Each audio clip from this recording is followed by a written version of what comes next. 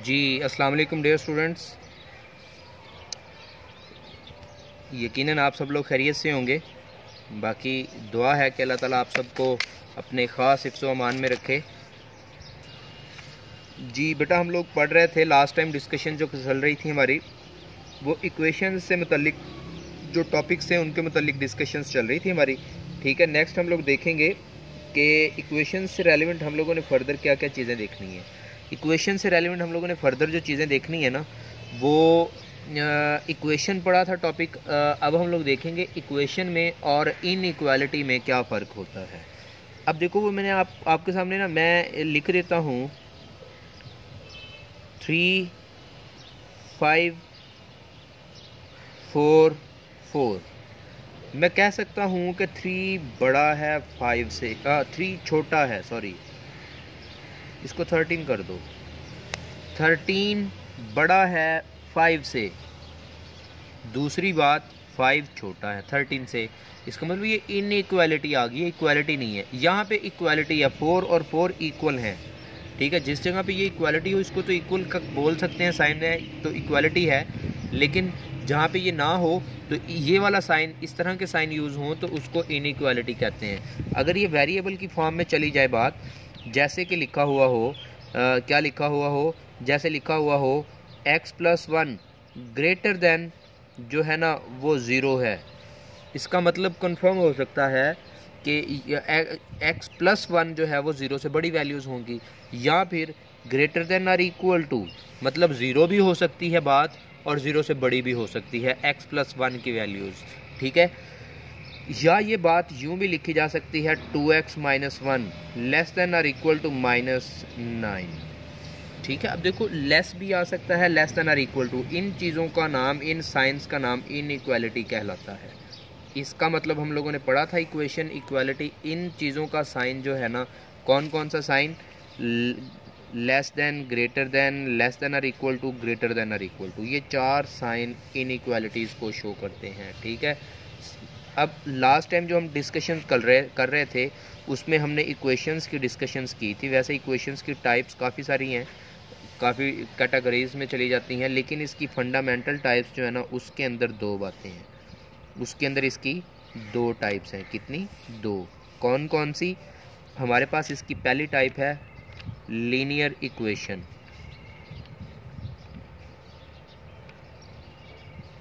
इसकी second type है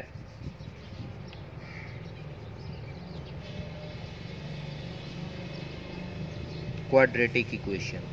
गौर फरमाइएगा प्यारे प्यारे बच्चों जी, लीनियर इक्वेशन किसे कहते हैं?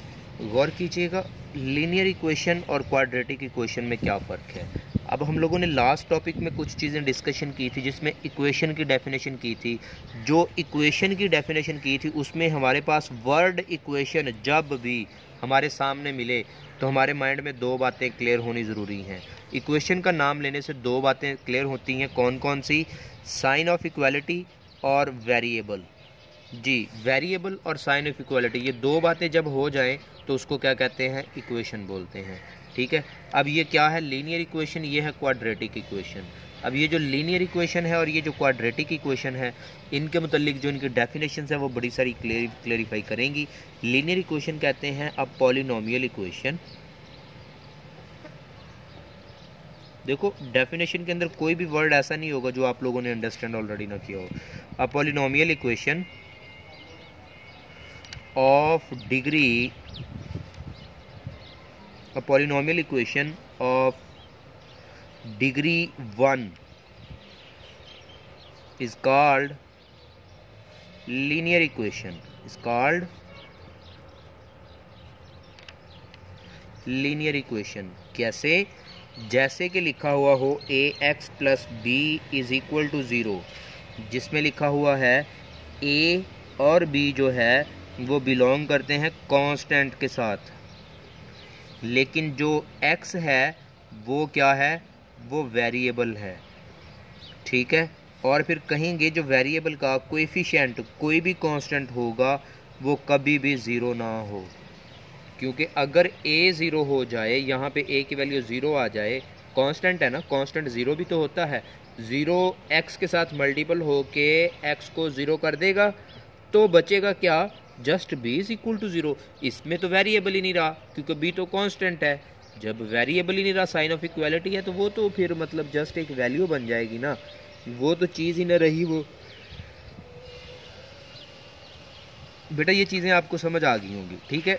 अब नेक्स्ट है हमारे पास इसकी सेकंड टाइप, वो कौन सी है, वो है क्वाड्रेटिक इक्वेशन। क्वाड्रेटिक इक्वेशन किसे कहते हैं, सेम डेफिनेशन है, एक वर्ड की चेंजिंग आएगी। वो क्या वर्ड की, क्या किस वर्ड की और क्या चेंजिंग आती है, उसकी बात यह है कि अ पॉलिनोमियल इक्वेशन, जी, a polynomial equation of degree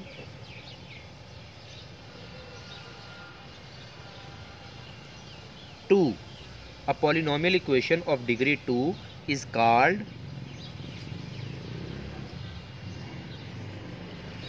quadratic equation।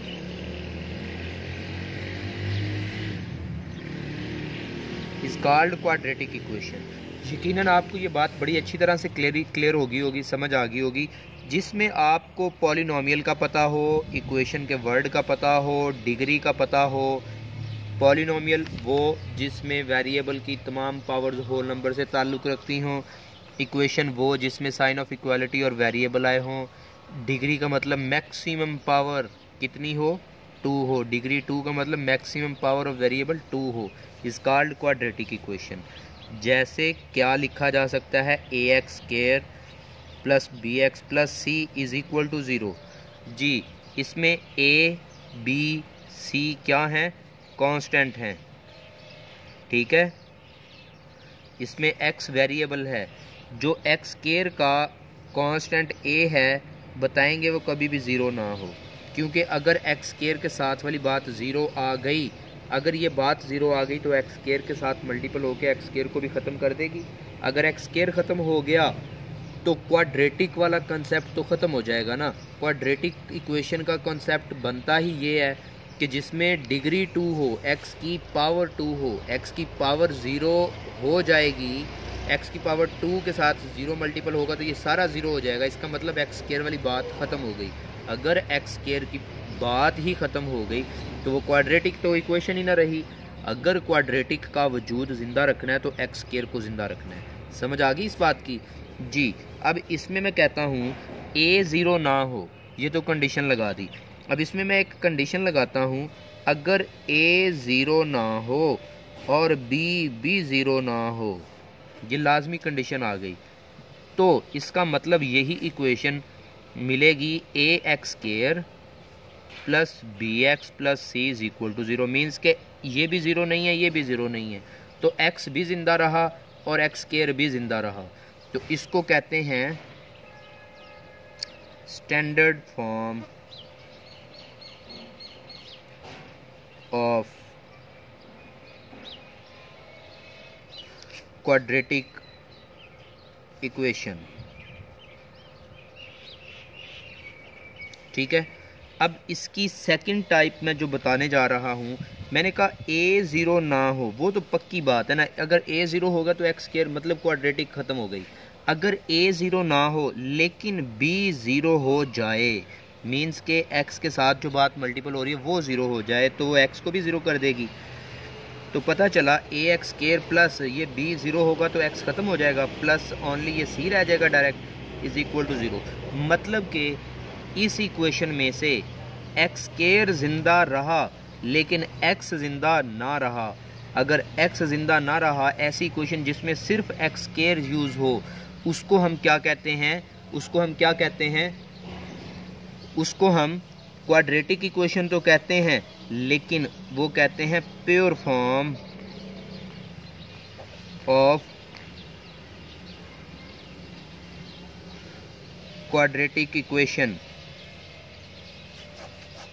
ये था हमारे पास दो टाइप्स इक्वेशंस की जिनको डिस्कस करना था हम लोगों ने, ठीक है। अब ये चीज़ें बहुत इम्पोर्टेंट होंगी यहाँ से आगे कि एक नाम दिया जाए कि इक्वेशंस के लिए ये काम दिया जाता है इसको और इसको सॉल्व करने के लिए। सॉल्व का मतलब क्या होता है? सॉल्व का मतलब होता है to find the values of variables. Solve का मतलब है, अब मैं इसको सॉल्व करूंगा तो वेरिएबल इसमें x है तो x की वैल्यू को निकालना। अब ये इक्वेशन है, इसको मैं सॉल्व करूंगा तो इसका मतलब x की वैल्यूज़ को निकालना। किसी भी इक्वेशन में से कितनी वैल्यूज़ निकाली जा सकती हैं, किसी भी इक्वेशन में से वेरिएबल की कितनी वैल्यूज़ फाइंड आउट की जा सकती हैं, किसी भी इक्वेशन में से x की मतलब वेरिएबल की उतनी वैल्यूज़ फाइंड की जा सकती हैं जितनी उसकी डिग्री होती है। इसकी डिग्री कितनी होती है? 1। तो इसका मतलब इसकी एक वैल्यू मिलेगी, एक वैल्यू x की फाइंड की जा सकती है। इसमें x की कितनी डिग्री है? x की वैल्यू पावर मैक्सिमम 2 है, तो x की 2 वैल्यूज़ निकाली जा सकती हैं। यकीनन ये बात आपको समझ आई होगी प्यारे बच्चों। जिस तरह से आपको ये बात समझ आई है तो कोशिश कीजिएगा इसी लेक्चर को इसी के साथ तैयार कीजिएगा। अब मैं आपको वैसे बता दूं, लीनियर इक्वेशन को सिंपल तरीके से सॉल्व करते हैं। क्वाड्रेटिक इक्वेशन को सॉल्व करने के 3 मेथड्स होते हैं। कितने मेथड्स होते हैं? 3 मेथड्स होते हैं। कौन कौन से? पहला method by factorization, second method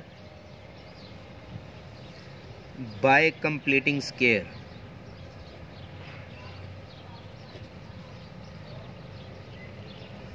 third method by quadratic formula.